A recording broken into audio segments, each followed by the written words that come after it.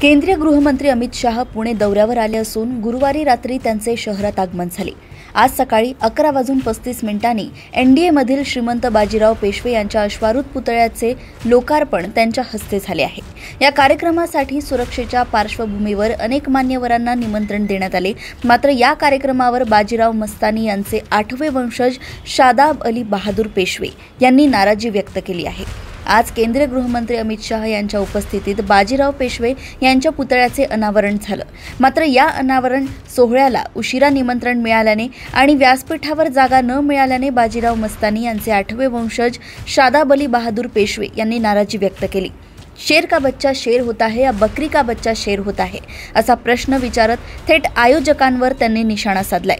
ज्या पुष्कर पेशव्यांना अमित शाह यांच्यासोबत व्यासपीठावर बसण्याची संधी दिली ते दत्तक पुत्र आहे असेही ते म्हणाले। मी बाजीराव पेशव्यांचा रक्ताचा वंशज आहे। मला अशा प्रकारे दिलेली वागणूक अमित शाह यांना देखील आवडणार नसल्याचं सांगत त्यांनी नाराजी व्यक्त केली आहे।